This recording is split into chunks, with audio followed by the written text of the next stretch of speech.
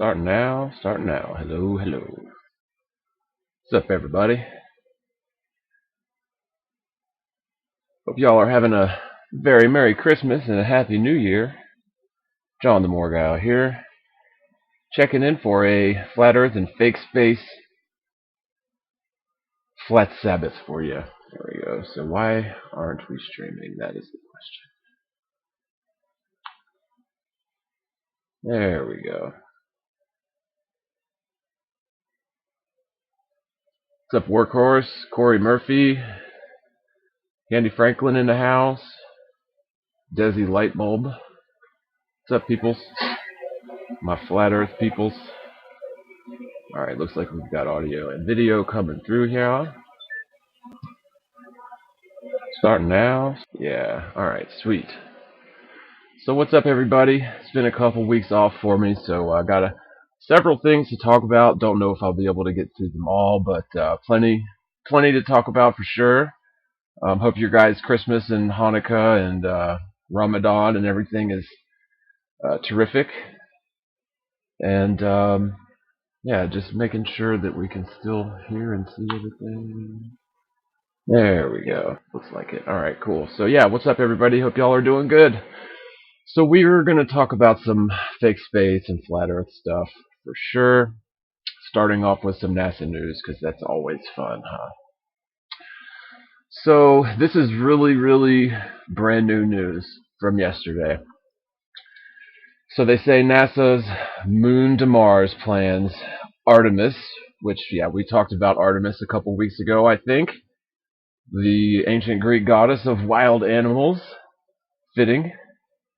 Artemis lunar program gets fast-tracked in 2019. Well, isn't that just a big fat surprise? NASA's shenanigans and lies get fast-tracked. Of course. So here we go. Washington, December 27th, 2019. NASA celebrated the 50th anniversary of the agency's Apollo 11 extravaganza moon landing. The most historic moment in space exploration, of course, while also making significant progress towards putting the first woman and next man on the moon by 2024 under the Artemis program. Well, I just got to say about that. I was pretty surprised that they were able to put, a couple dozen lying Freemasons on the moon in the late 60s, early 70s. But if they actually can achieve to put a woman on the moon, 50 years later or whatever, that's going to be a real record breaker, right? Because, what sort of private parts you have in your pants is really, makes a big difference in terms of what you're going to do walking around on the fake moon, right? I mean, I don't know. I don't get that sort of forced reverse sexism in these sort of stats or whatever. I mean, even if you believe this sort of thing, it's like, okay, so I guess, yeah, for women, that's going to be a great big deal that a woman also walked on the moon for the first time. Get some chicks up there on the moon. But really, I mean, what difference? It doesn't seem to make that big of a difference. I mean, sure, I think it's great if they put a woman on the moon or lie about putting a woman on the moon. But I don't know. It's like, why? What about the first black man on the moon? You know what I mean? Like, why don't they do that? Why isn't that a thing? Or would that be too, too sort of lowbrow racist for them, right? So I don't know. I've got complaints about pretty much everything that NASA does. But yeah, so they're going to put the first woman and next man on the moon. So wait a minute, is that going to be like a tranny? The first woman and the first tranny on the moon by 2024. Yeah, really, what about the trannies?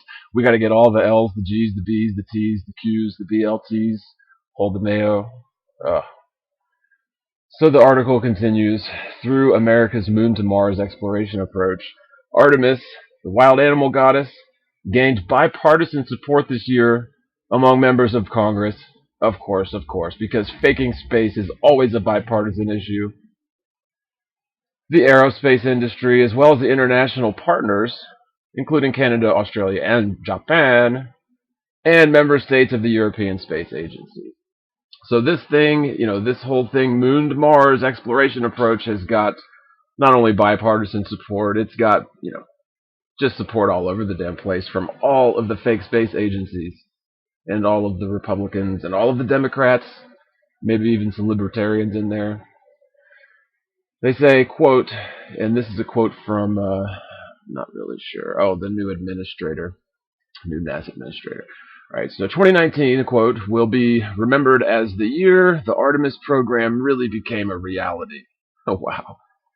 I mean, that is some, let me just say right off the bat, the vocabulary of NASA's administrator is something else. Let me just read that again.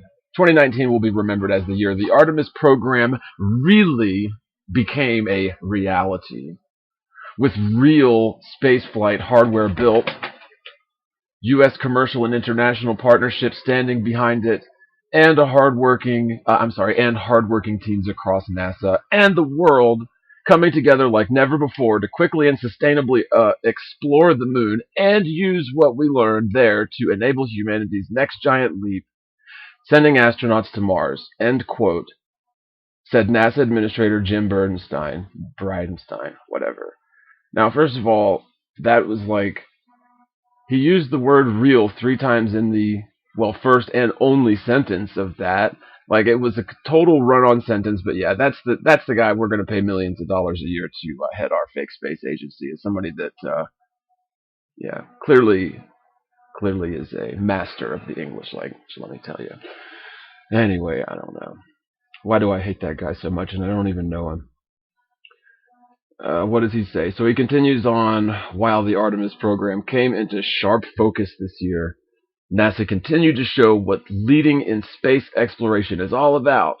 Whether it was kicking off 2019 with New Horizons' historic Kuiper Belt object flyby, we talked about that a couple weeks ago, conducting the first all-woman spacewalk outside the International Limobile, or developing the first flying robotic explorer to study Saturn's moon, Titan, and wait until you see what we do in 2020.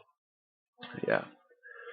So there they go again with the sort of, even all women can do spacewalks too, women. So, we need to get the feminists on board with NASA. NASA needs all the help they can get because it's hard to be NASA.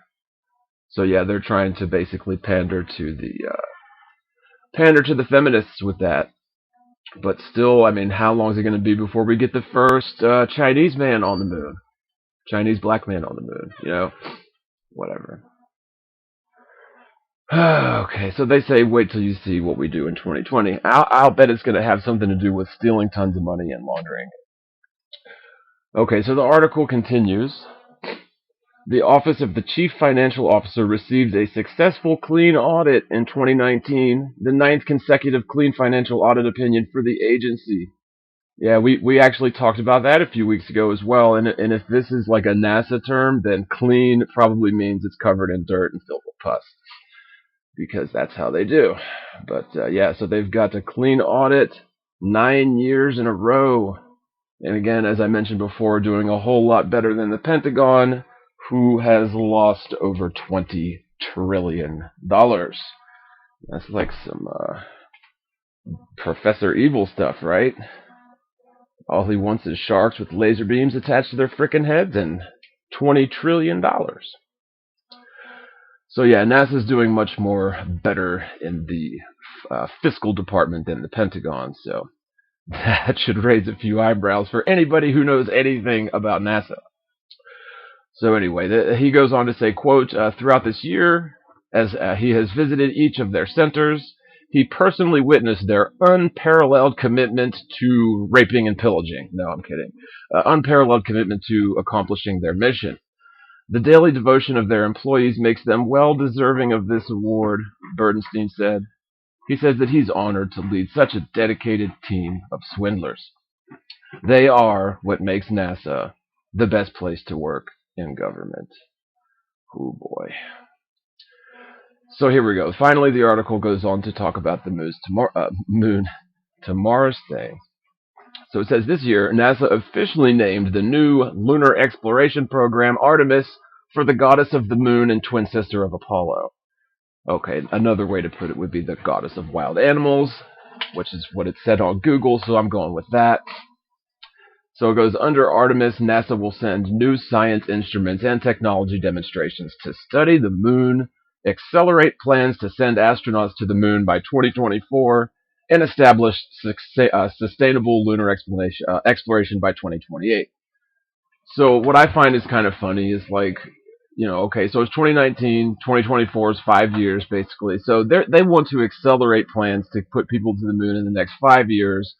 However, with none of the technology, none of the expertise that we should have in terms of space travel by now, JFK declared that they would go to the moon within 10 years, actually within that decade, and they actually did it post-mortem for JFK, of course, allegedly did it. So what they could do, with late 60s, early 70s technology, in less than a decade, we're struggling. We have to accelerate plans to do it, 50 odd years later here, and to do it again by 2024.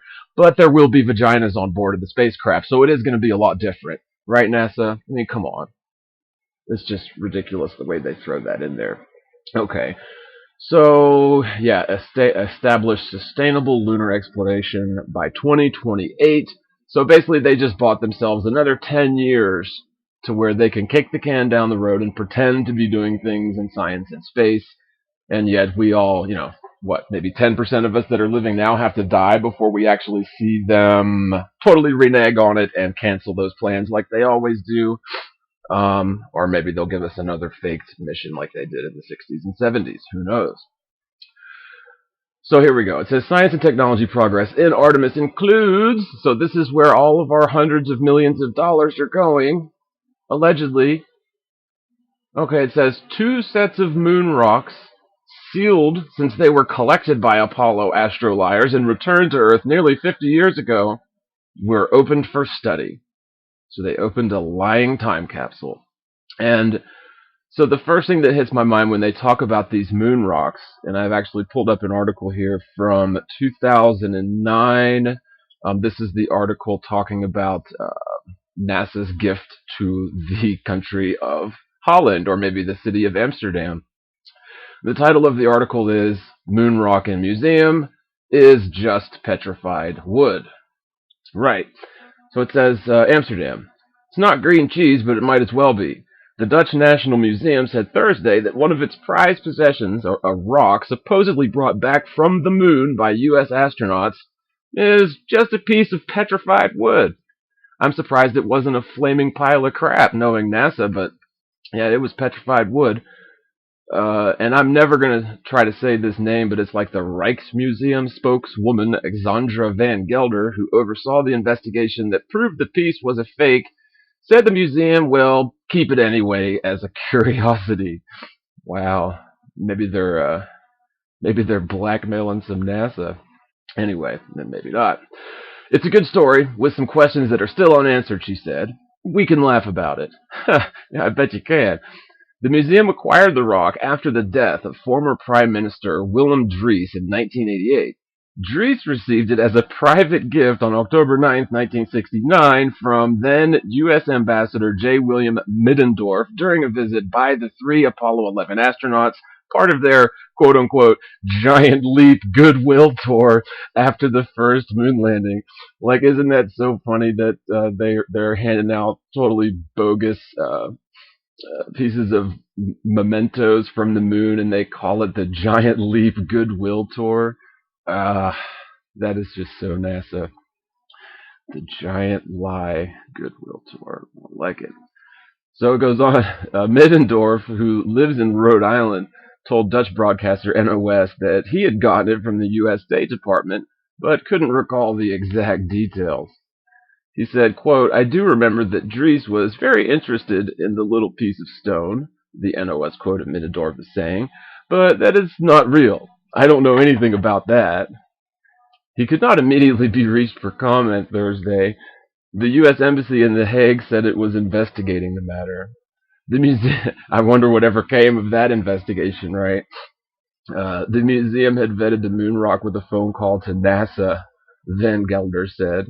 She says the space agency told the museum then that it was possible the Netherlands had received a rock. NASA gave moon rocks to more than 100 countries in the early 1970s, but those were from later missions. So wait a minute, so NASA gave her a completely evasive answer that makes no sense? Let me read that again. Sometimes I don't get it on the first time. She said the space agency told the museum then that it was possible the Netherlands had received a rock. NASA gave moon rocks to more than 100 countries in the early 1970s, but those were from later missions. I totally don't get it. So what NASA's answer is that they might have given them a rock, they might not have given them a rock? Hmm, okay. So it says here, ancient rock art from around the world. Wait a minute, is that like another... Wait a minute. Ancient rock art from around the world. Apparently no one thought to doubt it since it came from the Prime Minister's collection, Van Gelder said. The rock is not usually on display. The museum is primarily known for its paintings and other works of fine art by masters such as Rembrandt. A jagged fist-sized stone with reddish tints, it was mounted and placed above a plaque that said, quote, "With the compliments of the Ambassador of the United States of America to commemorate the visit to the Netherlands of the Apollo 11 astronauts." The plaque does not specify that the rock came from the moon's surface. It goes on to say that it was given at the opening of an exhibition on space exploration. It was on show in 2006, and a space expert informed the museum it was unlikely NASA would have given away any moon rocks 3 months after the Apollo crew returned to the Earth. Researchers from Amsterdam's Free University said they could see at a glance the rock was probably not from the moon. They followed the initial appraisal up with extensive testing. Quote, "It is a nondescript, pretty much worthless stone," end quote. Geologist Frank Bunk, that is so funny, his last name is Bunk. Ah, the irony. Geologist Frank Bunk concluded in an article published by the museum. That is pure gold right there. Frank Bunk said it's a nondescript, pretty much worthless stone. That is so classic Frank Bunk, I'm telling you. He said the rock, which the museum at one point insured for more than $500,000, was worth no more than 50 euros, about $70. Van Gelder said one important unanswered question is, why is NASA such a damn liar sometimes? No, wait. Is why Dries was given the stone. He was 83 years old in 1969 and had been out of office for 11 years. On the other hand, he was the country's elder statesman, the prime minister who helped the Netherlands rebuild after World War II. So if anybody deserves a totally bunk moon rock, it's him, right? Middendorf was treasurer of the Republican National Committee from 1965 until 1969, when President Richard Not a Crook Nixon dispatched him to the Netherlands. So wow, that is just so rich. But I think there was actually more. So that was a bit of a tangent on moon rocks, but it is kind of funny that that's the first thing that they mention of what Artemis is like dealing with is these sealed moon rocks, which I'm not really sure what these sealed moon rocks from the Apollo mission have to do with the modern Artemis program, but there must be some connection because they're telling us there is, right? Anyway, so NASA announces that it will send a new mobile robot, Viper, to the lunar South Pole to scout and sample ice in the region. I bet. 12 new lunar science and technology investigations were selected February. Maybe I'm done with this section of it. Maybe not. Let's see. Hold on. They can sure bore you with numbers and acronyms, let me tell you.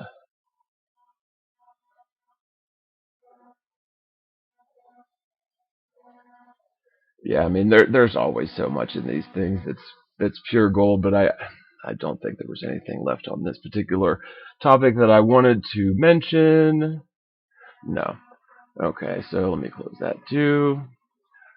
Right, so this is another sort of news item here coming from the annals of NASA.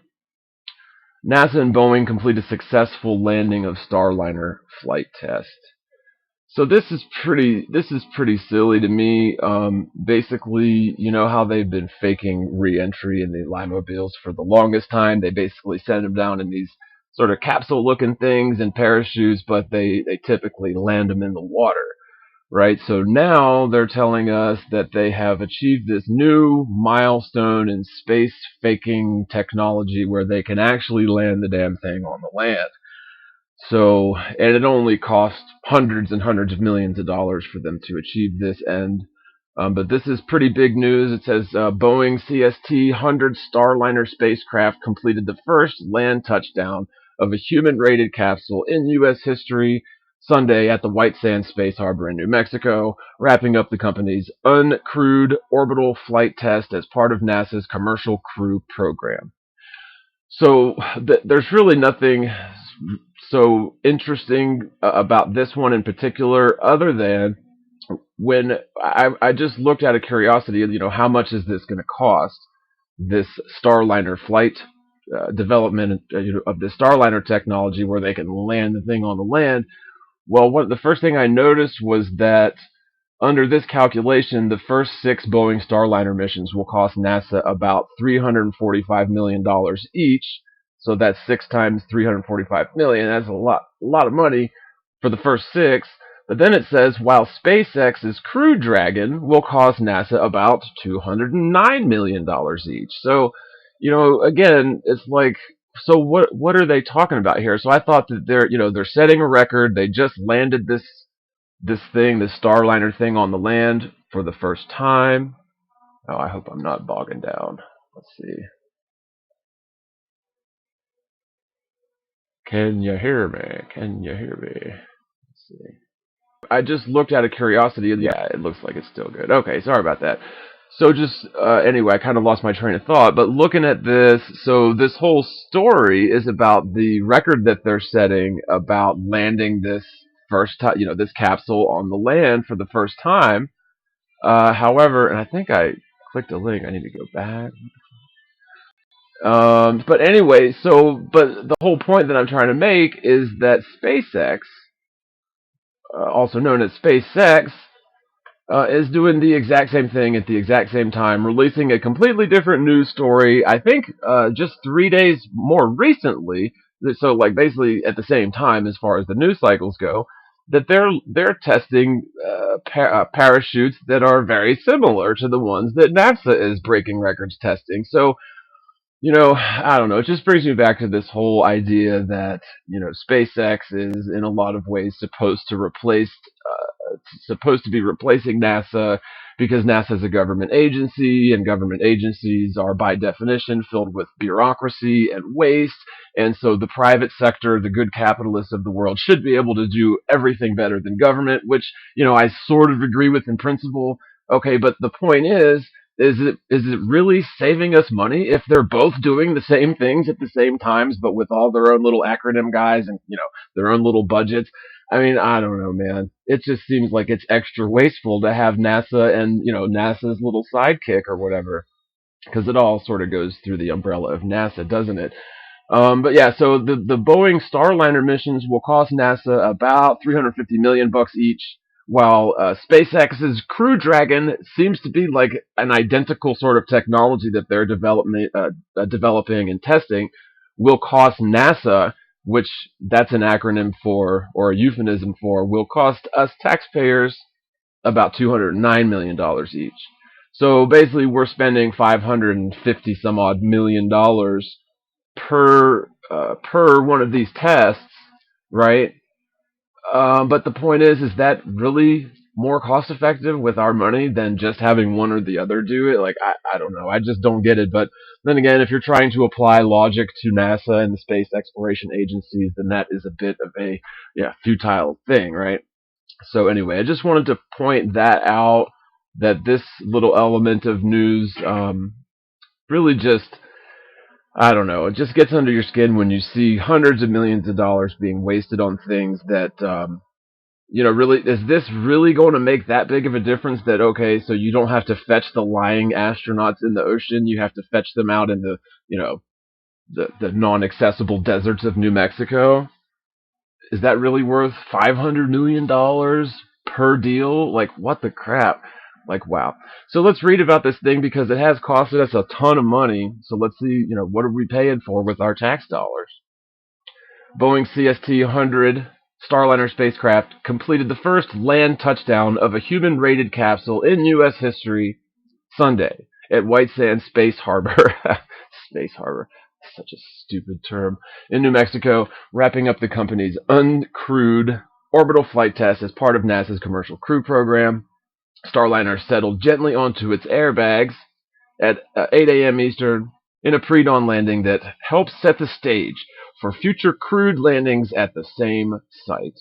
The landing followed a deorbit burn at 7 a.m., separation of the spacecraft service module, and a successful deployment of its 3 main parachutes and 6 airbags.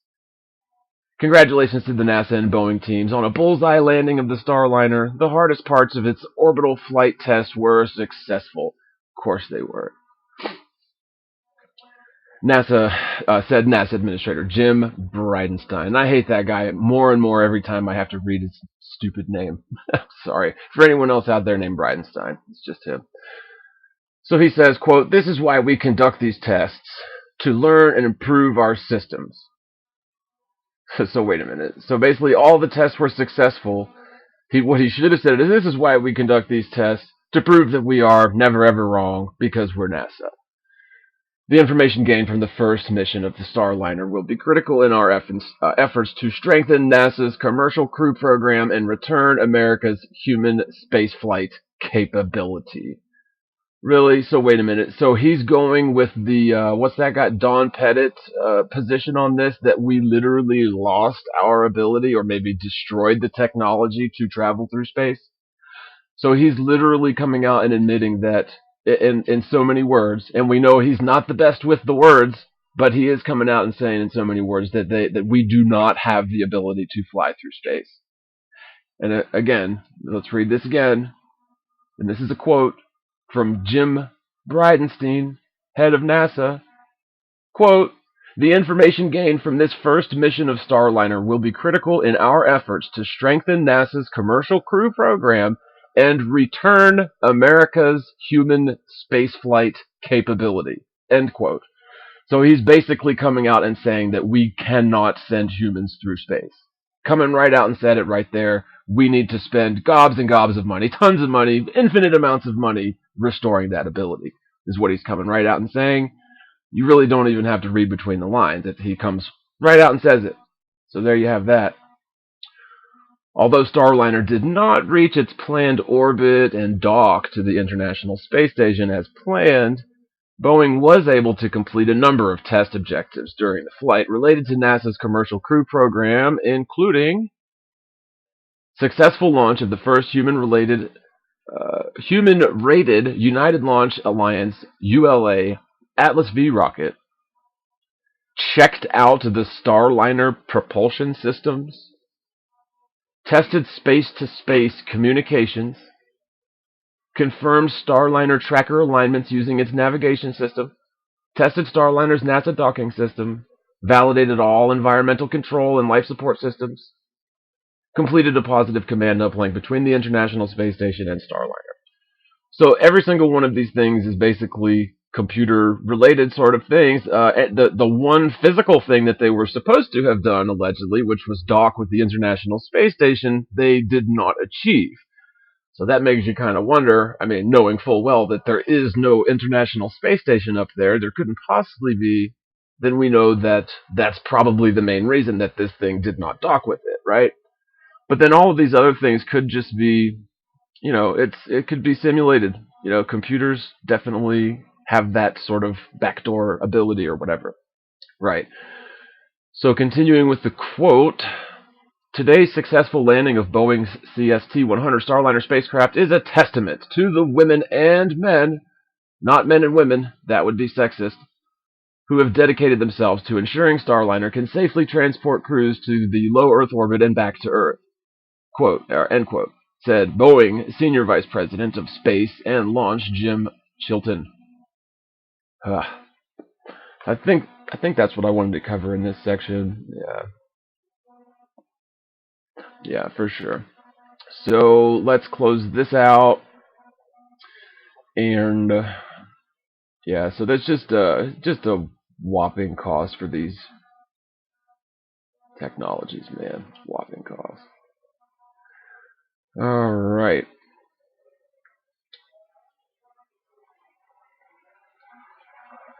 On to the next one. And let me just check in with y'all, make sure that y'all can still hear me and everything. Today's successful landing, like we're not having too much buffering issues, so that's good. Right, oh. SpaceX. Okay, so this is SpaceX's version. It's the much cheaper version of NASA's deal with Boeing, I reckon. Maybe I'm wrong. I'm sure there's some major differences, but just sort of on the surface, SpaceX's much cheaper version of that, which is only $209 million per test, is the Crew Dragon deal. So let's just read a little about that. And what am I missing here? I guess it was the airbags on the bottom of the thing is what it was. But they say SpaceX ended the year on a high this week when it completed the 10th consecutive successful test of the Crew Dragon's Mark III parachutes. And by the way, I'm not the one that connected SpaceX's Crew Dragon deal with the Boeing NASA Starliner deal. I didn't connect that. All I did was Google the cost of the damn uh, Starliner deal, and Google came right out and said, Google was the one that basically put SpaceX's Crew Dragon and NASA's Starliner thing into the same bucket, right, and compared their costs. Okay, but then also it just so happens that there's news in the news cycle this very week about both the NASA deal and the SpaceX deal, which appear very similar on the surface. I mean, one had 3 parachutes and one had 4 parachutes. And of course, the one with 3 parachutes had little bubbles on the bottom, but I mean, they're basically doing the same damn thing, I think. But, I mean, whatever. So anyway, SpaceX ended the year this week on a high, The achievement keeps the company on track for the first manned test of its space capsule ahead of astronaut missions to the International Space Station, both of which could take place as early as this year. So, I mean, right off the bat, I seem to be confirming my suspicions here and Google's declaration that these two things are somehow related or the same or similar, right? So it says, quote, yesterday the team completed the 10th successful multi-shoot test in a row of Crew Dragon's upgraded Mark III parachute design, SpaceX said in a tweet, adding one step closer to safely launching and landing NASA astronauts. Wait, what happened to the article? Hold on. What am I missing here? Okay, so parachute design, one step closer to safely launching and landing NASA astronauts. I guess we don't know where. Anyway, SpaceX announced in October of 2019 that it was developing the new Mark III parachutes for the Crew Dragon. The nylon straps used with previous design have been replaced with Xylon, a much stronger polymer material that I would reckon costs just gobs and gobs more, millions of times more, created by a team at Stanford University. The parachutes also feature a different stitching pattern to help distribute the weight of the capsules more evenly. Righto, so that's worth millions of dollars. Xylon, right? I mean, what is Xylon? I gotta know. You learn something new every day with one of these things. So let's find out. What is Xylon? What is Xylon?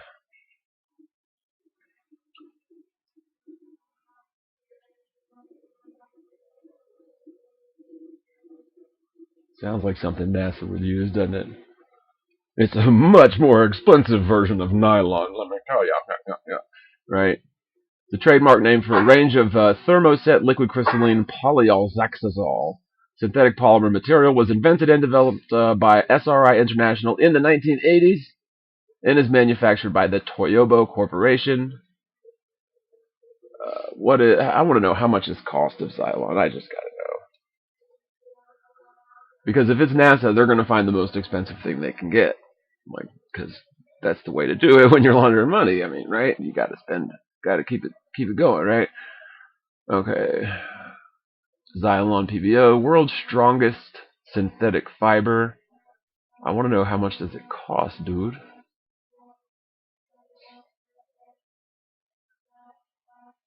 Okay, let's do it this way. Buy Xylon online. I wonder if regular ass consumers can get it, or maybe it's just one of those things that only NASA can get. Buy Xylon online. Xylon PBO yarn. You can get the yarn for only $50 a spool.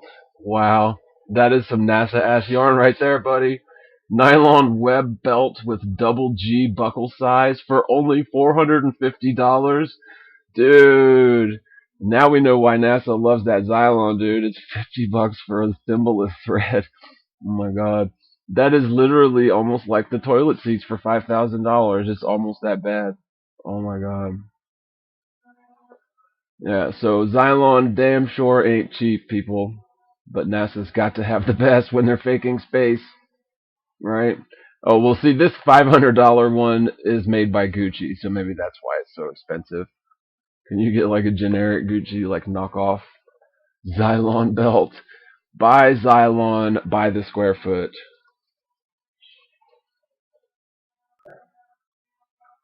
Okay, let's see.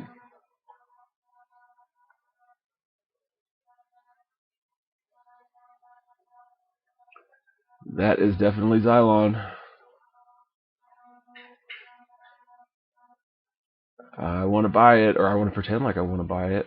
Or you have to call them. I should call them. I should totally call them. That would be so funny.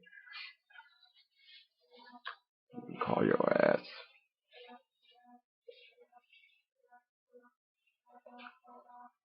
Yeah, I'm calling Vika. Oh, that's totally like out of my country. No, I'm not. Maybe they got someone. Wait, I guess it is Saturday. He probably wouldn't answer, would he? When you're selling Xylon, you don't have to work weekends. I promise you that. I promise you that. Um, Coating, twisting, extrusion. So we do know it's expensive. I just really wanted to call these people and fuck with them and be like, oh, did I just say that out loud? And be like, if I take this to space, will it keep me alive? But nah. Oh well, we'll just skip it. But anyway, there you go. Xylon, $50 a spool of yarn. So that's definitely a NASA approved mandatory material. Right. So, okay, so we'll skip that. Okay, so here comes sort of like one of the main ones I wanted to talk about today. NASA to send this homeless tweaker shelter to Mars this time. Yep. NASA's always sending up homeless tweaker shelters to the wandering stars. They say they're going to send this robot to Mars to examine possible alien fossils. So just like we talked about a couple weeks ago, they're drumming the whole shtick about potential life on Mars. They're finding unexpected, non-nominal fluctuations in the gases on the Martian surface, as they claim, and so there are some who speculate this could be evidence of Martian life, which I think is absurd, but that's what they say. Now here we go. Just a few hours ago, NASA's coming out with more news, and this sort of has to do with the moon to Mars thing, the whole Artemis thing. I think maybe I'm wrong, but they're saying that again, this is according to this article here on the Independent. NASA has nearly finished building a robot that will explore the surface of Mars and examine the possibility that alien fossils are there waiting to be found. Yep, that's what they're saying. The space agency hopes that the 2020 rover can find evidence of past life on the planet, as well as helping to discover how possible it could be, or how possible it could be that humans will live there in the future. So, yeah, past life on the planet. They really are beating that sort of drum around lately. They're prepping people for something.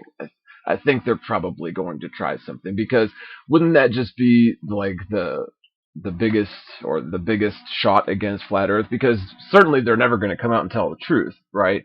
They're going to always double down on their lies. They have to. Their entire paradigm, their ID, their income, their lives are sort of dependent on it, right? And so at some level, they have to keep this sort of deception going, and they have to keep doubling down on the lies.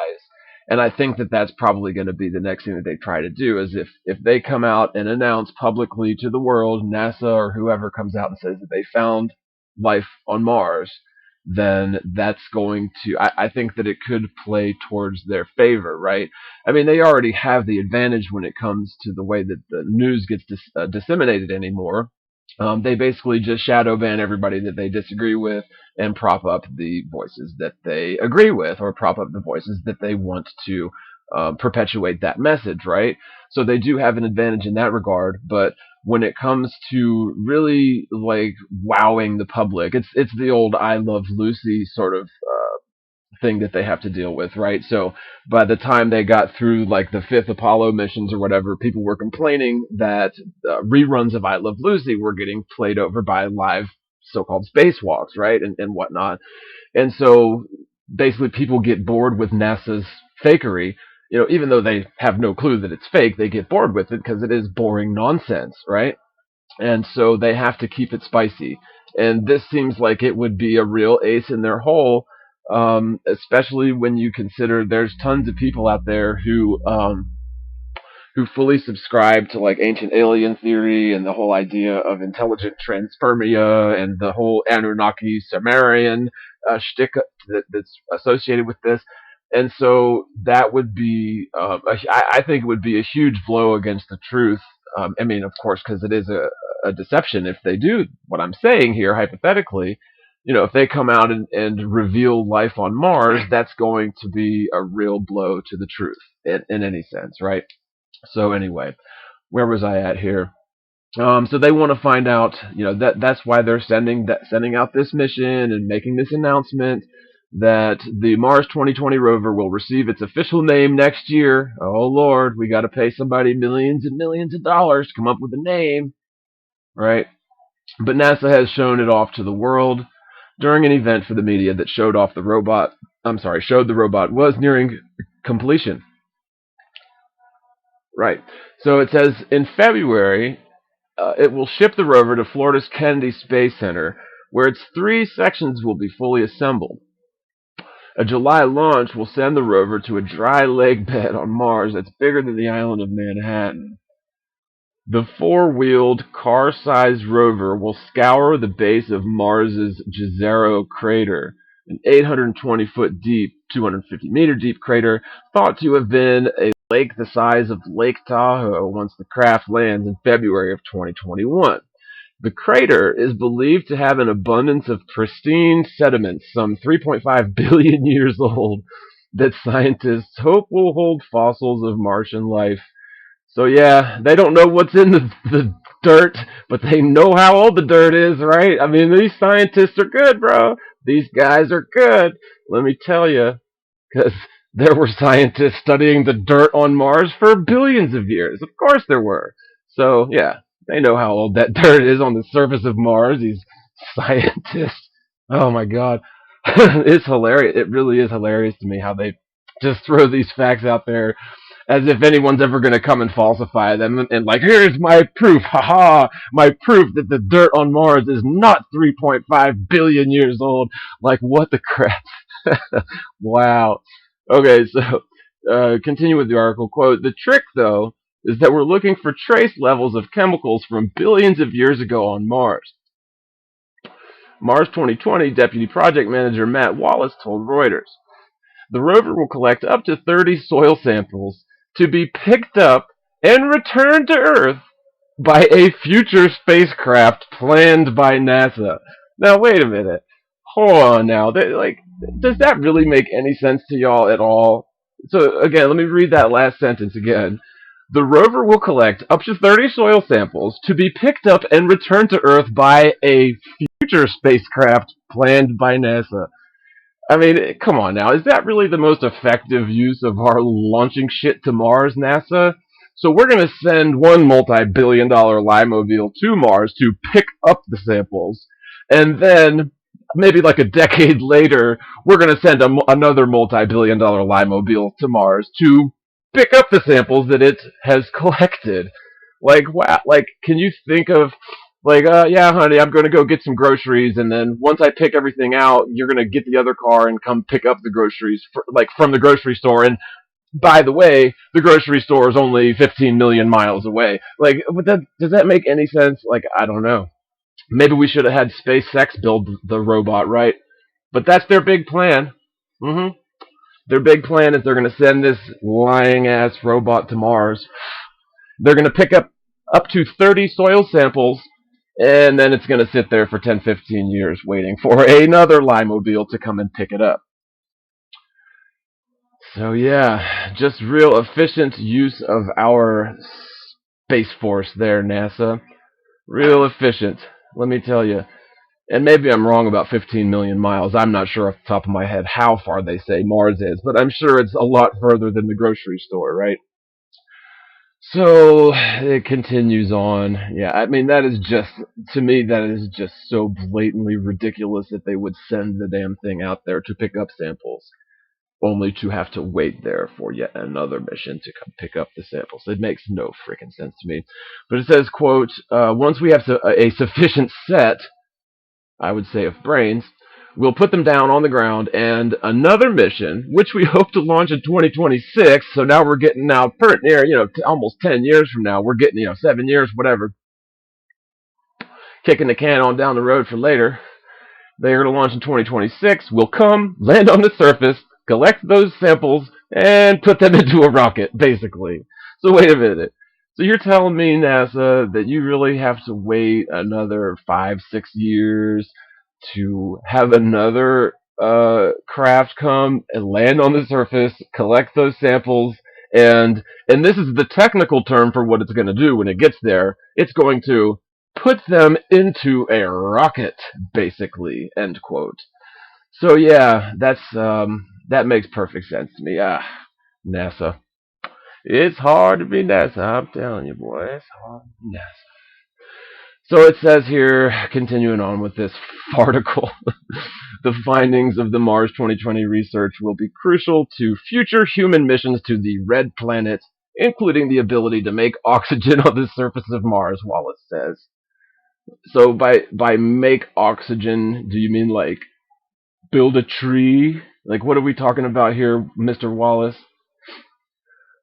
The Mars 2020 rover is carrying equipment that can turn carbon dioxide, which is pervasive on Mars, into oxygen for breathing and as a propellant. Wouldn't it make more sense to try to put some plants up there? I mean, hypothetically, even if there was such a thing as the red planet that they're talking about, wouldn't you like plant a tree or whatever? I don't know, man. No, but that's right. Trees are free. Trees are free, and if you have some seeds, you have infinite trees for free. But the NASA way just costs gobs more, infinitely more, of course. So it is hard to be NASA, let me tell you. Okay, if successful, Mars 2020 will mark NASA's fifth Martian rover to carry out a soft landing. I got a question. Why can't we send a rocket now to pick up the samples that the other four rovers have already gotten? NASA? Really? So we got to send another one there. I mean, dude.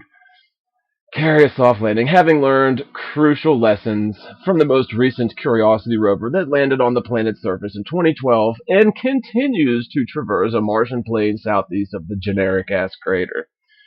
The Soviet Union is the only other country to successfully land a rover on Mars. China and Japan have attempted unsuccessfully to send orbiters around Mars, while India and Europe's Space Agency have successfully lofted an orbiter to the planet. So just all the countries around the world getting in on this money laundering and lying. But I just think it's hilarious. I really do. That the whole plan for this thing here that's going to cost, I forget how much, they might have said, hundreds of millions of dollars for sure. Gobs and gobs of money. Way tons of money. But their big plan is to send it to Mars and have it sit there for about 8 years until another rocket can come and basically pick up the samples and put it into the rocket. Wow. Wow, dude. That's crazy. Crazy talk, NASA. But then again, you know, it's NASA, so we just have to trust and believe everything they say without ever questioning them. Okay, so this is something that caught my attention a couple weeks ago, and I wanted to talk about it last weekend, but I wasn't able to do my stream. So here we go. Got a video for you, and I think what I'm gonna do, because I know when I play videos it tends to buffer, I'm gonna maximize this a minute and just sort of let my computer catch up to what I'm doing before I play it. And I'm not sure if you guys heard a word I just said. Hopefully you did. Wow, so what's going on here? Video. I might have just totally crashed. That's not good. Well, now something happened.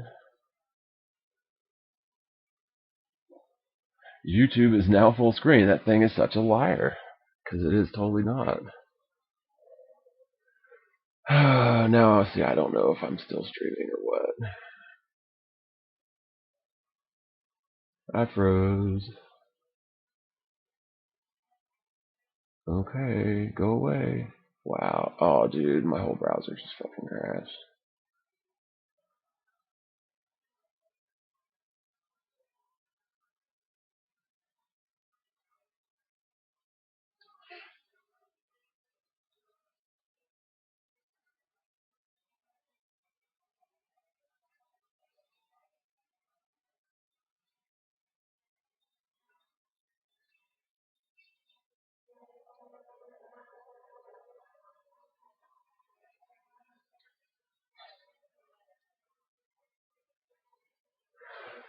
Ay, ay, ay, ay.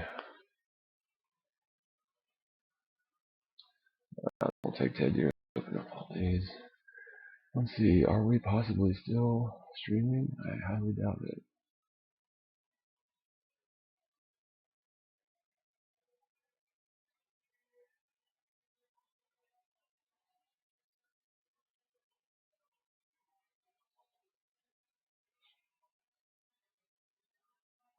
Okay, I think we're back.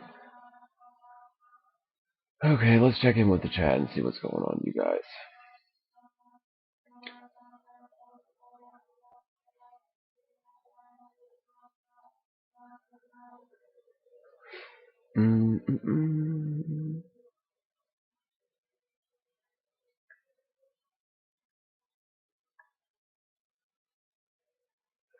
Heyo, so am I still streaming or what?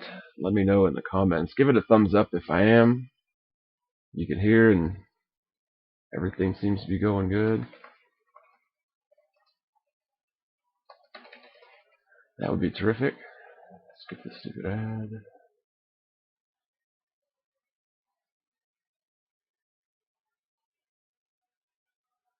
Righto.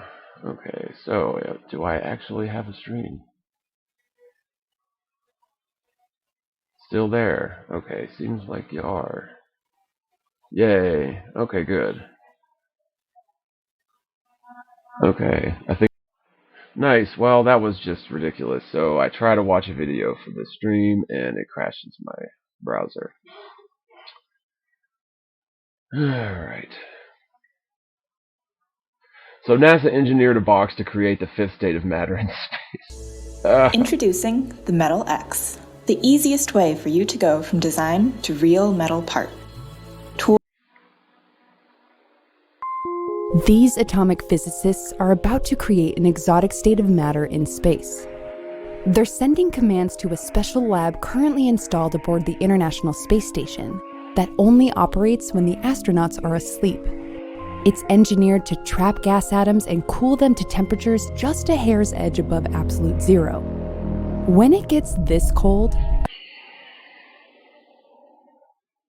a curious state of matter called a Bose-Einstein condensate comes into existence. This isn't your classic solid, liquid, or gas, but an ultra-cool state of matter that behaves like a wavy superatom.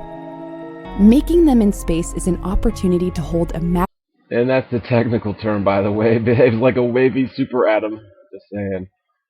Magnifying glass to the quantum world, but only for a brief period of time. It is incredibly challenging making something ultra cold because there is nothing in the natural world that wants to be ultra cold. Something like this is so rare, so unnatural, so unlikely that you're talking about the coldest spots in the known universe.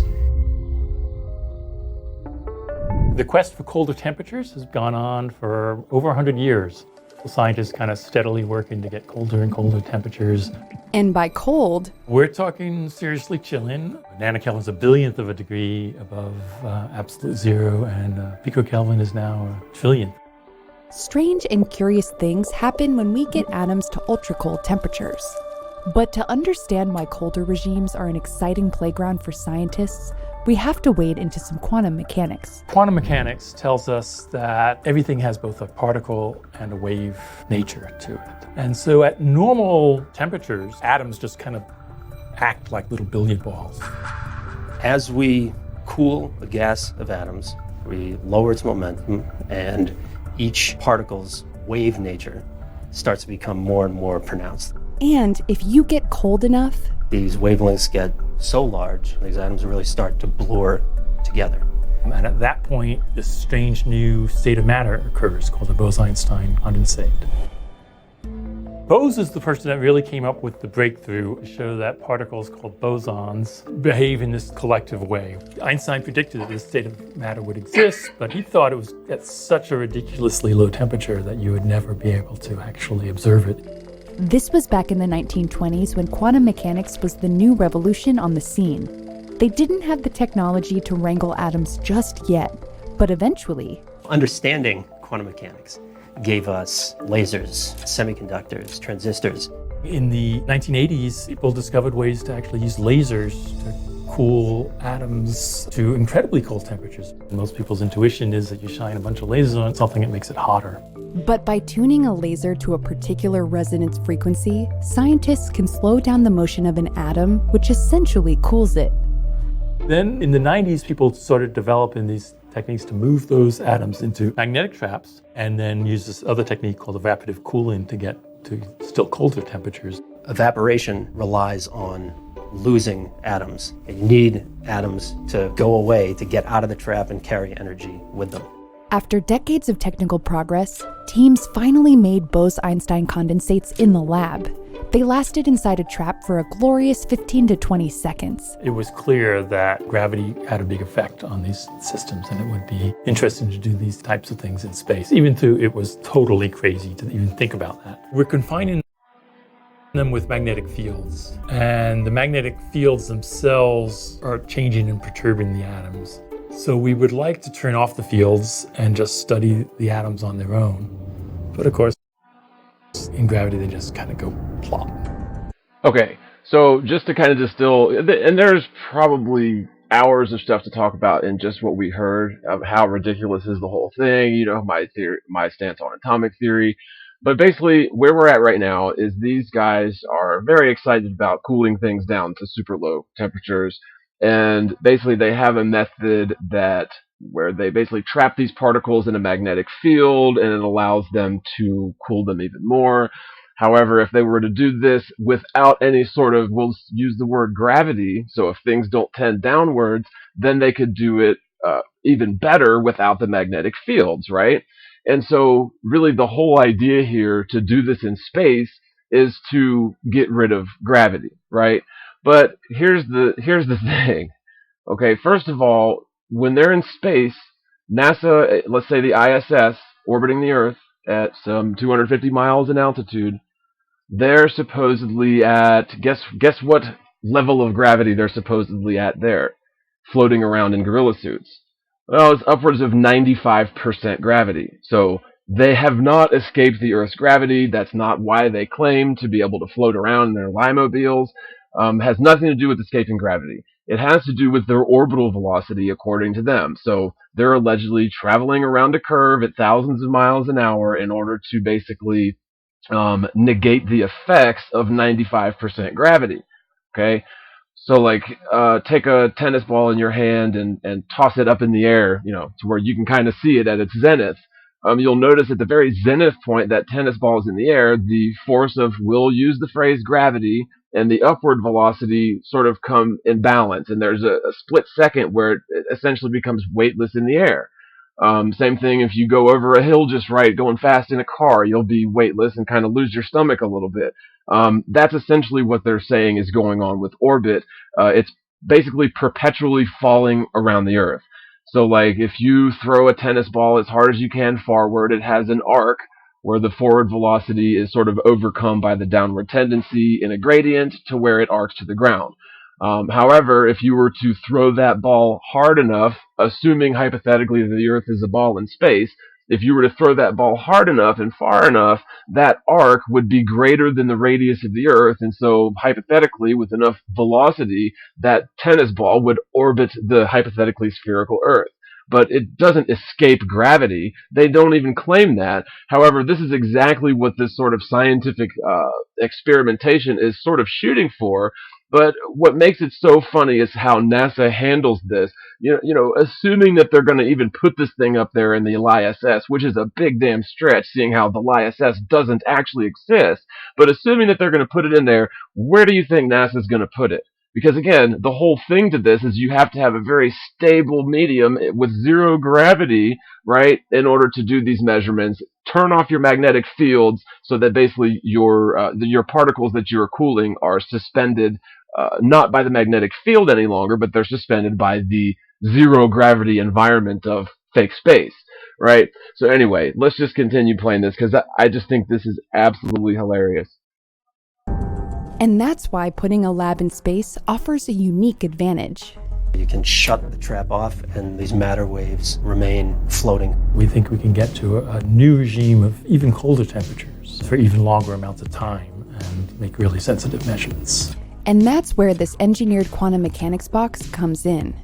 CAL is a multi-user cold atom lab within the International Space Station. The heart of it is this, what we call the science module. And then inside that, there's a vacuum chamber. There's computer to control everything and to store the data.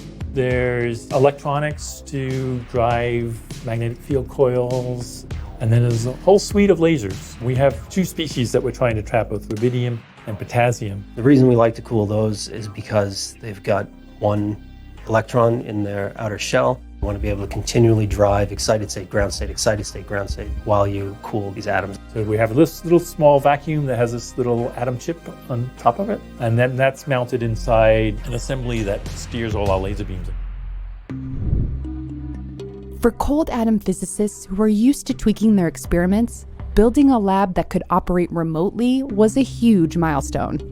We sometimes call that last phase of a mission the death march. We had a number of issues that last few months, and things broke that we've been working with in the lab for decades and never had one break. This has sort of been my baby. It's something I've been working on like 20 years pretty much. To finally see it all together was just, wow. It was something that was amazing to go through and wonderful to go through. And I just want to point this out because, I'm not sure what this guy's name here, but you can tell this guy has dedicated his life to this sort of project, just cooling shit down, man. This guy just really loves cooling shit down, okay? And he truly believes, I'm 100% convinced that this guy truly believes that this thing that he's building to cool shit down remotely, he believes 100% that it's going up in space. 100% guarantee it. And so, like, a lot of times you'll be telling people about, the truth and fake space and the globe deception and stuff, and they'll be like, well, my cousin's brother's nephew's husband's wife or whatever works with NASA. He loves to cool shit down and he builds things and puts them in space. And so what, you're calling my uncle's brother's cousin's wife's husband a liar, John? And it's like, well, no, I'm not calling him a liar at all. I believe that he's very good at cooling shit down, and he probably believes that his contraptions are going to space. That doesn't mean that they're actually in space. And so I just wanted to point that out because it's important to me that I point out that I'm not calling this guy here necessarily a liar. I think that he is being deceived even to a greater degree than most, because he's literally dedicated his life to this project, and now he's basically doing it for nothing. I mean, it's never going to space. Space doesn't exist. Orbit is not a thing. The Earth isn't a globe, and so you're never going to achieve what they're trying to achieve. Although I'm sure that NASA will have a way to send them back simulated data from this contraption, right? Anyway, let's continue on because we haven't even got to the punchline of this. It is hilarious. You don't want to do it again. The instrument is placed near the center of mass of the ISS. That's important for the gravitational measurements that we eventually want this kind of technology to be able to do. But it's right next to the astronauts' exercise bike, and it's pretty ludicrous when you see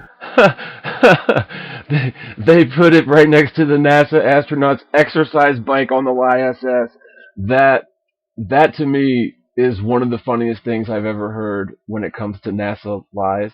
Because again, this thing is basically like, it relies on having this stable environment of space with no acceleration and no gravity, right? Which, again, I've already discussed why that's absurd, because even NASA claims that the ISS is in 95% gravity, and the weightlessness is caused by the orbital velocity. It's basically caused by going around a curve at high velocity. So, I mean, that is necessarily acceleration. The notion that these gases suspended by the magnetic field would somehow remain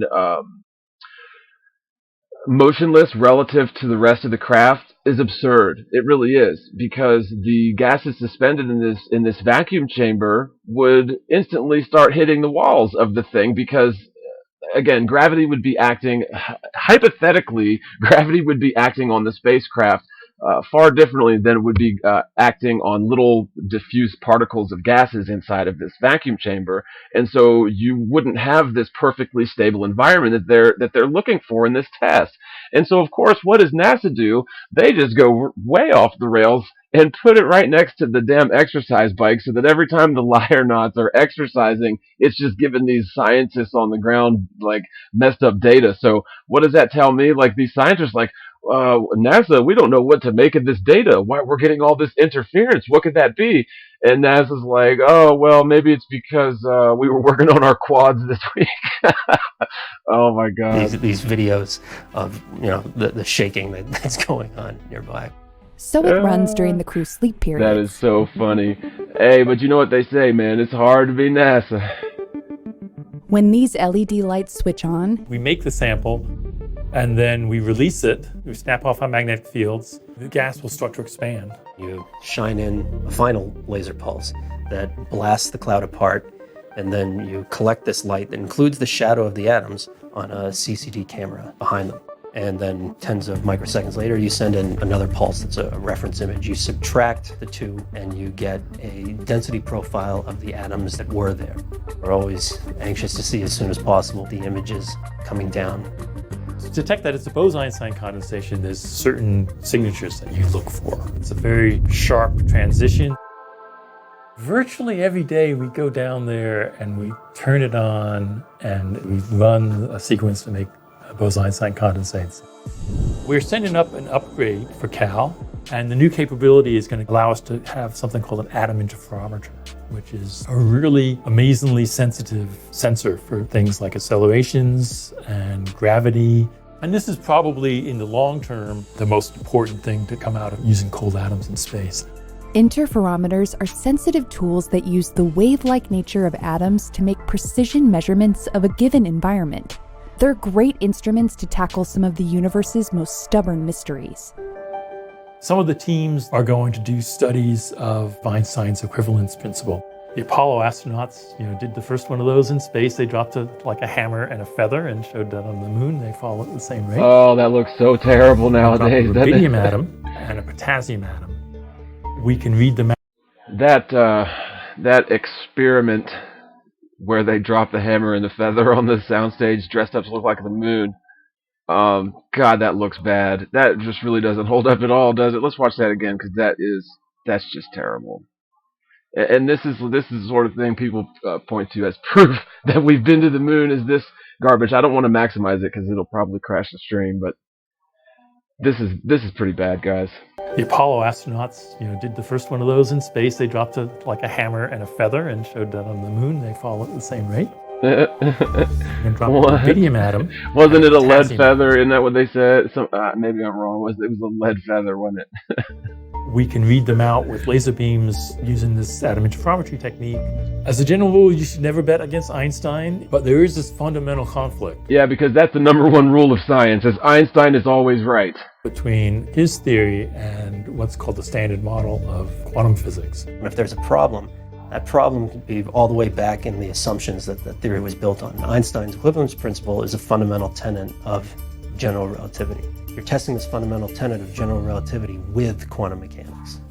Another experiment that I really like is trying to study the quantum nature of collisions.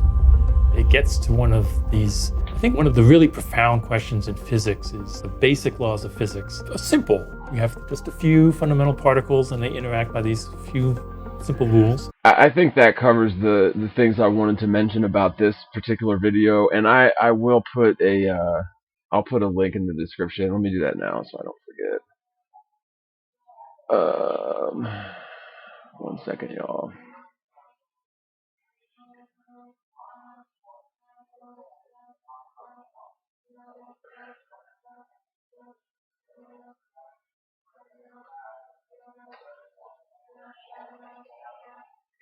Fifth state of matter clip. But it's so, that to me was so funny because first of all, these guys spent 20 years of their lives working on this thing and getting it just right and making it so they can manipulate it remotely. And then what does NASA do? They spend millions of dollars to put it up in space and all the time, resources, manpower, blood, sweat, and tears to get it up there. And they install it directly attached to their exercise bike, completely nullifying any sort of data that the thing could process, right? I mean, just absolutely screwing the pooch right off the bat. But then how does NASA fix it? And I don't know, did they mention it and I missed it, or maybe they haven't gotten to it yet, but how did they fix it? Well, their fix was they can run the test while NASA's astronauts are asleep. So, first of all, so what you're telling me is that NASA's astronauts don't, like, have watch shifts? Like, either they're all asleep or they're all awake? Like, there's not somebody flying that shift at sometimes? Like, they're just, like, what? And, by the way, it goes from day to night every, like, 15 or 20 minutes anyway, doesn't it? Maybe just 45 minutes. So it's not like, it's going to be the middle of the night at any given time. So I just don't know, man. And maybe you could find out with a little bit of research. Like, does NASA actually all sleep together at once, or do they have somebody, some awake, alert human being sort of monitoring the situation up there in space while the rest of the people are sleeping? Like, it would make a lot of sense to me that they would sleep in shifts. Or maybe they could have solved it just by saying, maybe you guys can run your tests on your multi-million-dollar cold machine while we're not exercising. But no, it has to be while they're sleeping, because even if they're, floating around up there, bumping into stuff in their gorilla suits, that could cause problems for these tests. So, yeah, just do it while we're all asleep. And, I am curious to know. It's just one of those things that'll sort of bug me if I don't do it. So, where's my stream?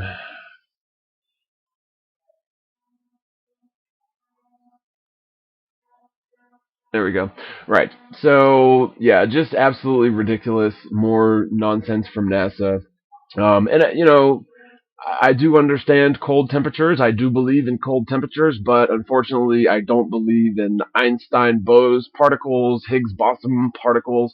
Don't believe in atoms. Don't believe in molecules. Don't believe in electrons, protons, neutrons. None of it. I have yet to see any conclusive evidence that would lead me to say conclusively that yes, there are indeed atoms. Yes, indeed, the atomic theory is correct. And so this whole idea of chilling gases in space, to me, is a bit far-fetched, because it all really sort of hinges on atomic theory being correct. But even giving them that for the benefit of the doubt, uh, orbiting around in space, hypothetically, is not a very good place to do this sort of thing, dude, because there is necessarily acceleration going on up there.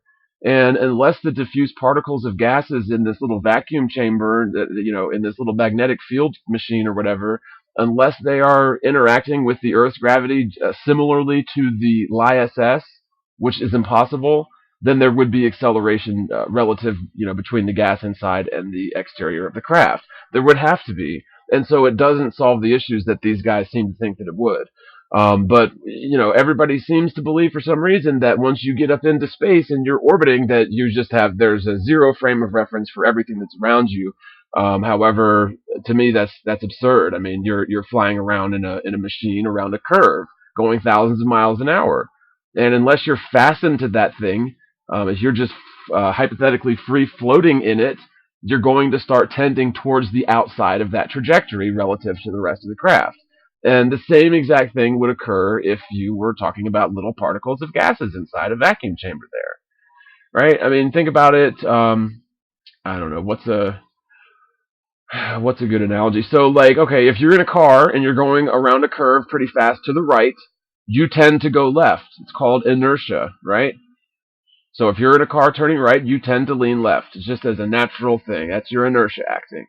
Well, apply that same thing to a spacecraft that's constantly going left around the curve of the Earth.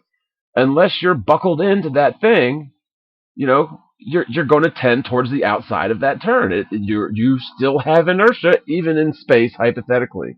And so again, this whole thing, this whole fifth state of matter, which I have a hard time believing anyway, it is just very much theoretical nonsense in my opinion, is never going to be achieved. And so, of course NASA's going to, take these guys' experiments and probably back engineer them and, steal their ideas. Of course they're going to spend lots of money pretending to put it in space. And of course they're going to put it next to their exercise machine so that they can, they can just send back whatever data they want. Because it is not a controlled environment in any sense of the word, even if the environment existed. Good God. I'll tell you what, man. It must be hard to be NASA, buddy. Okay, so I think we covered that. Couple just really funny points on there, and their solutions even funnier. And I do need to find out really quick. And I did look into this Bose-Einstein condensate particle. Like, what exactly is it?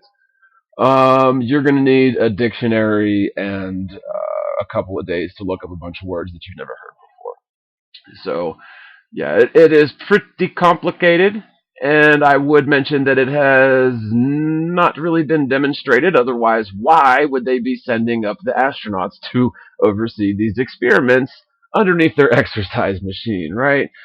So, okay. Do ISS astronauts sleep in shifts? Oh, I almost wrote something else. Since the ISS orbits the Earth every hour and a half, the flight crew experiences 16 sunrises and sunsets per day. Slam shifting, or sleep shifting, is also a considerable external factor that causes circadian desynchronization in the current spaceflight environment. Slam shifting, or sleep shifting, prolonged light of lunar day. So I have no idea how long astronauts sleep at night after reading all that. Maybe they'll distill it down a little better, throw in some acronyms that, an average Joe like me can understand. So astronauts and ground crews frequently suffer from the effects of sleep deprivation and circadian rhythm disruption, fatigue due to sleep loss. So how much do they sleep? That's what I want to know.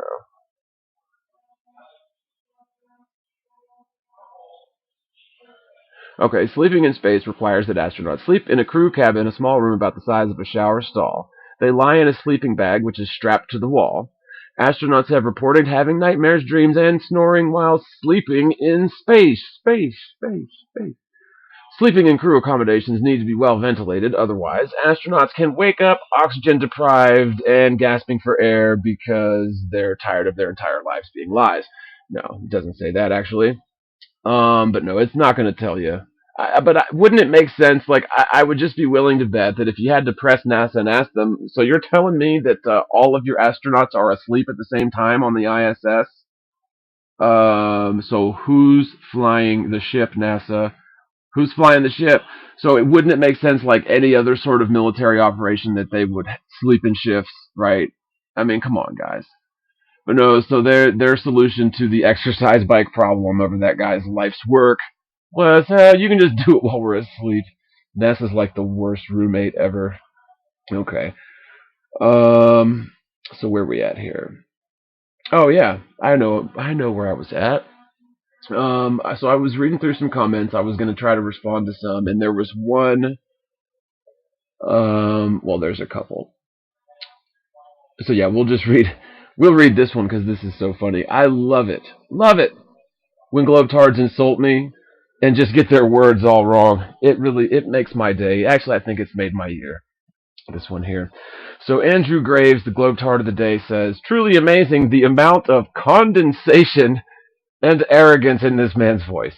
So right there, first sentence, totally blew it. I think he was trying to call me condescending, but no.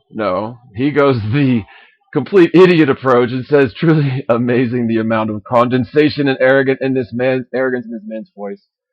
Oh man, I could go on for hours about that sentence, but we'll just keep going.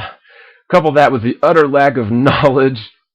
Could you not, how could you not want to bitch slap him? So the guy who says my mouth is full of condensation as an insult says that I have an utter lack of knowledge and that he wants to bitch slap me. Well, first of all, I guarantee you that you wouldn't say that to my face. You could try it, but I wouldn't suggest it. Then he goes on, more nuggets of wisdom here, I'm sure. There is no debating or having an intelligent conversation about anything when you're dealing with this level of stupid. Don't waste your time. So basically, all of that vitriol, ad hominem, playground nonsense was a response to this video here, the video I've done, one of several, about the impossible phases of the moon, which will be the topic of our next comment as well. This one with a video to boot.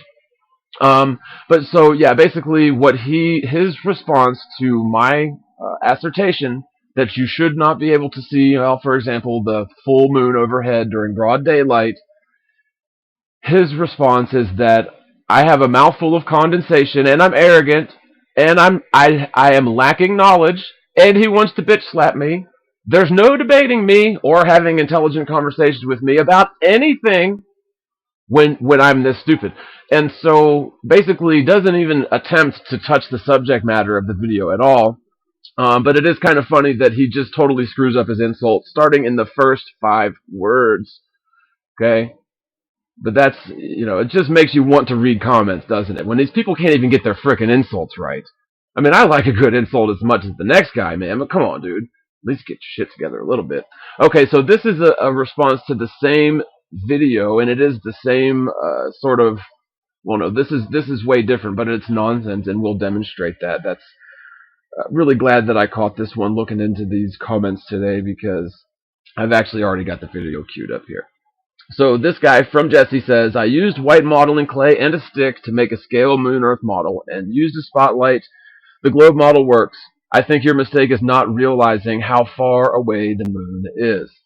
So again, this would be in response to the fact that according to basic laws of reality, if you are, say, at noon on the day side of the Earth, nowhere near the North Pole, so somewhere near the equator, there is absolutely no way in a million years you should be able to see the even 90% full moon from that position on the globe Earth, assuming a ball Earth model. And I've made diagrams, I've made videos about it, I've explained it. And so this guy here actually, he claims that the globe Earth model works, and he's made a demonstration to prove it. And so I did just have to see that, because I am always looking to understand the other side of this argument. Usually it is absolute ignorance, but you still want to look sometimes. It's a bit like roadkill. But so here we go. Let's watch this guy's video. It's about 5 minutes long, and I may end up having to stop it a little bit to explain why he's wrong. But okay, let's go ahead. A flat earther has claimed that it's not possible in the globe model to see a crescent moon at night or a nearly full moon during the day when the sun is visible. So I've set up a scale model here. I have a little bit bigger than a 1-inch Earth, about a 36-inch stick, and a little bit bigger than a 1/4-inch moon. And then I've got a sun over there. It's just a spotlight. It's about 2.4 inches in diameter, about 23, 22 feet away. So it's about a half a degree in angular apparent width from here. Which, by the way, the apparent angular width of the spotlight is sort of irrelevant for this demonstration. All we're worried about is that it is casting light upon one side of the moon from one direction. But okay, so far so good. According to the globe Earth theory, this is all pretty good. Okay, good enough for government work. to roughly simulate the sun. And as you can see, it shines on my sun, or my moon, and my Earth. There's a shadow it all casts. Right now I've got the moon.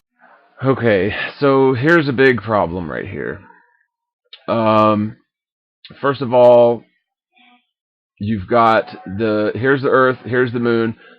Basically, how many diameter distances? Because basically what we've got here is the ecliptic plane. So we're looking at the ecliptic plane. We're sitting in the ecliptic plane looking parallel to the ecliptic plane. So it's like this line right here. Okay? If the moon is at its maximum divergence north or south of the ecliptic plane, depending on the time of the month, okay, it's either plus or minus 5 degrees, 238,000 miles away, either north or south of the ecliptic plane, it at the maximum should amount to, and I did the math on this a couple years ago, but I think it's like at the very most it's like 3 Earth diameters. So according to this, really this is the moon is way too far north, but it really doesn't matter. So I'll even hand you that, but that is a problem. I don't think that is to scale properly. That the angle of this stick needs to be 5 degrees, and I think that you've got it way steeper than 5 degrees. That's all I'm saying there. But it really doesn't matter. And by the way, you are erring in your favor on this one, so I'm giving you this for free. Okay, but it is an error that is going to help your argument, certainly not hurt your argument. Okay, you'd want to have this to be a 5 degree angle of that stick, and so the moon would be like right here. And again, I can't really see like exactly the plane that we have here, so maybe it's a little bit deceptive with the angle of the light, but it is all at the end of the day quite irrelevant. Let's go. A little bit higher than the Earth, but still over towards the sun, see? So you can see the shadow of the Earth is down here, so the sun is that way, but you can see that the moon is up that way. So naturally, the shadow of the moon is up here, and the Earth down here. So you can tell there's a point right after the sun sets for these little guys right here. They could still see the moon because it's higher, but they couldn't see the sun. So let me show you. Okay, and basically what he's going to show you, and what he just indicated with his finger, is that we're talking about someone that's standing at the North Pole. Okay? Because you do have that tilt, okay, whatever, yes, maybe during the solstice, during the summer, for that particular observer on the North Pole, yes, you would be able to see a full moon during broad daylight, or whatever, or the vice versa with the crescent moon, right? However, every single time I've talked about this, I make sure to mention that caveat that most people don't live at the North Pole. We're talking about equatorial observers, or even tropical, or even far north of the tropics, whatever. But we're not talking about someone that's at the top of the ball. Now, furthermore, he starts to rotate these people 90 degrees off kilt of where the axis should be. It should be the axis should be basically vertical in this demonstration. He's got the axis horizontal, so that's wrong. But it doesn't get it, because again, if you're over here on the opposite side of the Earth as the light source, and we're not talking about just after sunset either. That's one of the biggest issues that some of these detractors, to my point, have, is that they always want to talk about just after sunset because that's when it is sort of technically within the realm of possibility, right? But when you're talking about clear on the wrong side of the Earth, or even just a couple degrees, maybe an hour after sunset, your line of sight towards that object on the opposite side of the ball becomes invisible. Okay, but let's continue, because he demonstrates this point for me quite perfectly. So let's go.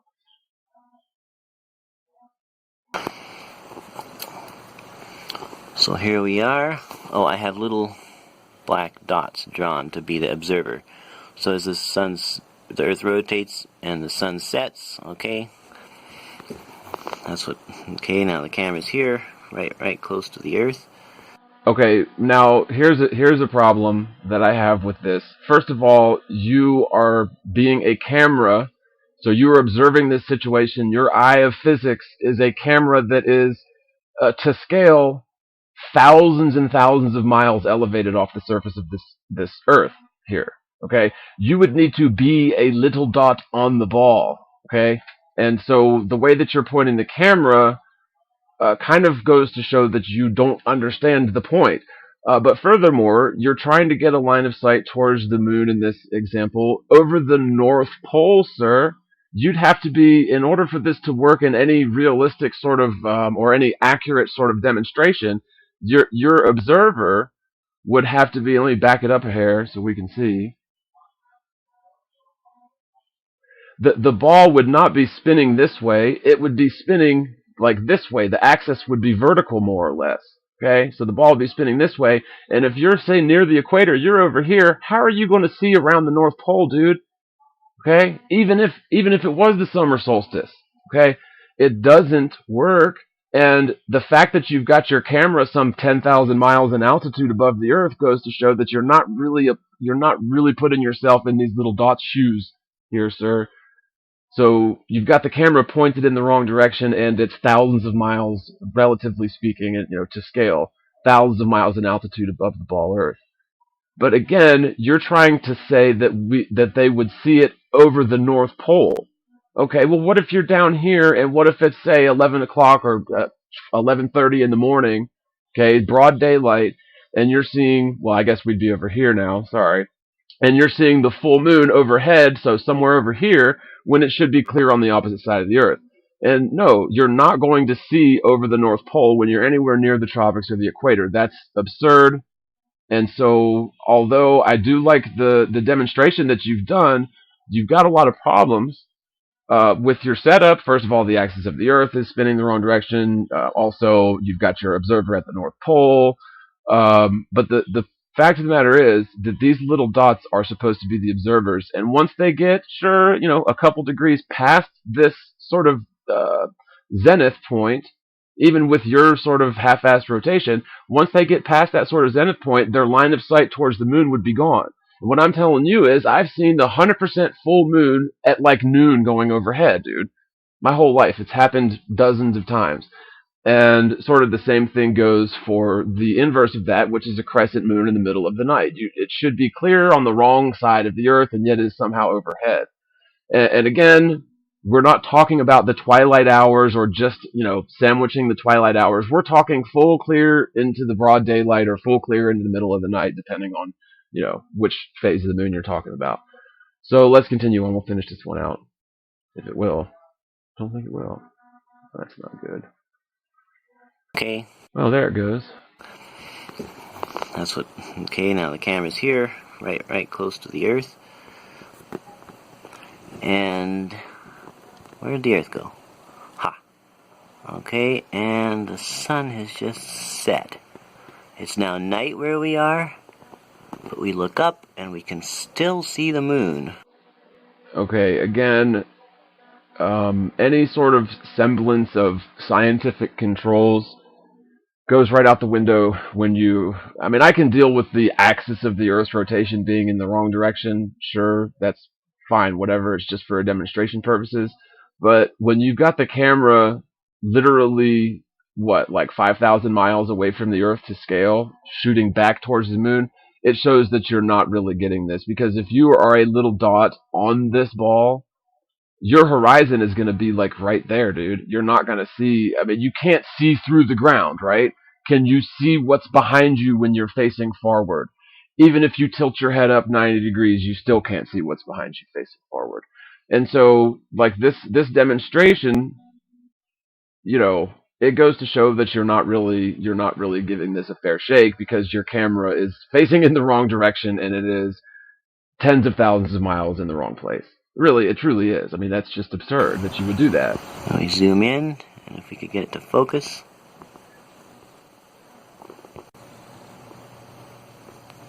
Okay, it's pretty much absolutely refusing to focus, but I think you can see every once in a while. And by the way, nobody's debating that you should get fleeting glimpses of the moon in the wrong place around the twilight hours, okay? Sure, that's totally doable. I'm not arguing that. What I'm arguing is say a 95 or 99% full moon at like 11 o'clock in the morning, way overhead, okay? It is not possible according to this. Now, I don't think that you're trying to be intentionally deceptive or intentionally obtuse or anything with this demonstration, but I am telling you, you're still not getting it, and your camera, like, when have you ever observed the Earth where you can see that sort of curvature from your vantage point? It's you'd have to be in space to see this vantage point, dude. You again, in order to get this sort of demonstration right, you'd have to be a little dot on the ball. You can't. If you're a little dot on this ball, you can't be over here looking that way. You understand what I'm saying? Okay, I think I got that point home. So, all right, we'll close that out. And how we doing in the chat? Still got stream going. Yeah, it looks like it. Okay, so we'll go through a couple more comments here, guys. But anyway, and not to pick on this dude from Jesse, because that honestly, in all of my years in doing this sort of thing, this is one of the first sort of non-ad hominem, personal assault or personal affront to my character argument against one of my videos I've ever seen. Like, that does not hardly ever happen. And what makes it so sort of refreshing is all the mistakes he had in there. I mean, could you imagine if flat earthers made so many mistakes in representing, say, the heliocentric model? I mean, you had the Earth's axis basically 90 degrees off kilter. You had the moon's plane of orbit. Certainly didn't seem to be 5 degrees to me. But again, it's kind of hard to tell. Maybe it was 5 degrees. Maybe the angle of that light was misleading. Who knows? But, the point is, though, if a flat earther were to do a demonstration with that sort of a setup, it would never pass. They'd be laughed out of the room. They'd be called every name in the book. And when it comes to globe earthers, I'd say that's one of the best demonstrations I've ever seen, because globe earthers really don't do demonstrations. So I do appreciate the effort, and I appreciate that this guy's looking into it, but I will just say resoundingly, yet again, he's all kinds of wrong. For the reasons I've already sort of mentioned. So maybe we'll see some other demonstrations from that guy. But again, I just don't think the observer should be 4,000 miles away from the Earth in that sort of an instance. Okay, the observer would need to be on the Earth, and way smaller than that dot. By the way, that dot was like larger than Rhode Island. Okay, so the observer would need to be basically like a microscopic speck of dust on that ball to boot. Okay, so it is kind of hard to get to scale. Although, again, you've got just all sorts of problems with it, bro. Yep. Okay, that's the same one. So he did put it twice. Okay. Excuse me. Alright, so same video. Wow, this one seems to be pretty popular here lately. Booster says, I'm really sorry for you, but you've got some attention. I think it's a win-win here. We get our laughs, you get your disgrace and attention. Flurfers are getting some good smacks. It all good, mate. Keep up. Just don't get too excited. Somebody will think you are serious. Wow. So again, pretty much more of the same. Doesn't even attempt to make any sort of logical argument against the points that are raised in this video. It is all sort of thinly veiled, or really not so thinly veiled, ad hominem. And yeah, like we could all do better if we never had to read that sort of comment in our lives, wouldn't we? Booster puts another video. So, like, I really, as a rule, I don't usually watch these, but let's see what he linked to that. This is his response to the short and sweet Impossible Moon video. It's even got a timestamp on it.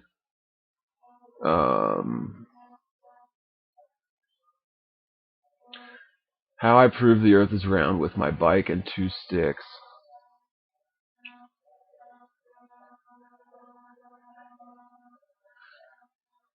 Okay, here we go. Okay, so it's just a revamp of the Eratosthenes experiment. We're all very familiar with it. He's got 2 sticks and an orange. So yeah, not really worth watching. I mean, if you wanna see my take on Eratosthenes, just watch like 150 of my other videos, and you'll get something on it. I can assure you.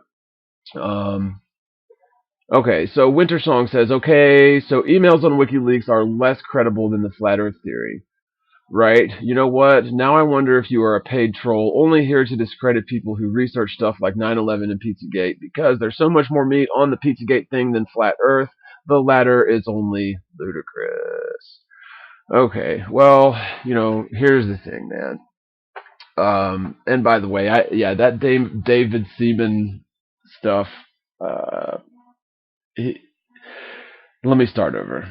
Okay, Pizzagate in my opinion, was complete misinformation, disinformation. Now, that is not to say that we do not have an issue with basically pedophilia, child sex trafficking in the highest levels of our government and industry and everywhere. It is definitely a thing. But what I'm saying is the people that go and hold up a pizza place to see if there are kidnapped children in the basement, only to find out that there are not kidnapped children in the basement, makes the entire thing look stupid. Okay, it makes everybody that talks about Pizzagate look crazy. And 20 years from now, when our grandkids are Google searching institutionalized pedophilia in politics, they're going to find a Wikipedia page that says that was debunked, that was Pizzagate, because Pizzagate was, in my opinion, a red herring that was allowed out by the mainstream media in order to be systematically debunked. Okay, which it was. Now, again, look at other things like the which was it? The Franklin banking scandal, Franklin Credit Bureau cover up. It was back with the whole Boys Town thing with the guy Larry King, not of night show fame, but the another Lawrence King, who was like president of this bank. Who, the long and short of it, they were caught up in a child trafficking scandal where they were basically taking children that needed their help through this Boys Town front and pimping them out to politicians. And basically, this whole thing got blown wide open by a fairly mainstream media outlet that was going to expose it. And before the thing could get aired, for some reason or another, the network pulled the plug. And most people didn't hear about this scandal until like decades and decades later. Okay. And that went all the way up to I believe, if I'm not mistaken, George Bush the first was alleged to be involved in that, and others. And so, for someone to say that I'm trying to discredit Pizzagate, to me is absurd. Because I do understand that this sort of thing is out there, but what my entire point was is that Pizzagate itself was, in my opinion, it was a red herring. It did two things. First of all, it made the truthers who were into this sort of thing feel like they were empowered. Okay, so it gave sort of a pseudo empowerment to the truthers. So it did that, but at the same time, it was also thoroughly and catastrophically and gloriously debunked in the media. So it made all those people who just felt so empowered by this look like a bunch of raving lunatics to the mainstream. Okay, so that, in my opinion, is what Pizzagate achieved. Okay, maybe there was some truth to it, but I'm sorry, if a WikiLeaks document says that there's all these politicians talking about hot dogs and pizzas, and this FBI document says that hot dogs and pizzas is code for, code used by pedophiles, to me, that is nothing more than circumstantial evidence, okay? It could be any number of things. It is not hard evidence. Okay, so the difference between that and the flat earth is that anybody with two eyeballs and a brain can go outside and measure the earth for curvature, measure the earth for geological motion, whether it's rotational or orbital, and find with your own senses and your own logic and your own gumption that there is no such curvature or motion of the earth. Okay? And you don't need to rely on anybody but yourself to prove this to yourself. You don't need documents. You don't need WikiLeaks. You don't need the FBI telling you, let's science by numbers and color code these terms into this. No, there's a big difference between Pizzagate and Flat Earth because, well, Flat Earth is the obvious truth that anyone can verify, and Pizzagate is a sort of a media spectacle that was contrived in order to discredit truthers. Okay, and that's my opinion. All right. And I've done a couple videos on Pizzagate, and that's not after just looking into it a little bit. I've looked into it a lot. And I do think that it was a big fat red herring that the media used to discredit the truth movement. Really, truly do. Okay. So, and you know what, guys? We've gone almost 2 hours, so I think I'm about to wrap this one up. I may end up doing a chapter of the audiobook Creature from Jekyll Island later on today, so if I do, I'll put it up as an event, so look into that or check that out. Also, if you'd like to support the channel, you can do so on PayPal or Patreon. I'll put links in the description. So thanks so much, everybody, for joining. I hope you guys are having a blessed Christmas, happy Hanukkah, happy Ramadan, all the holidays, and a happy New Year to you. And actually, I probably will be doing another stream, independently of the audiobook before the new year. So happy New Year to you guys. Love y'all. Take it easy, and as always, spread the word.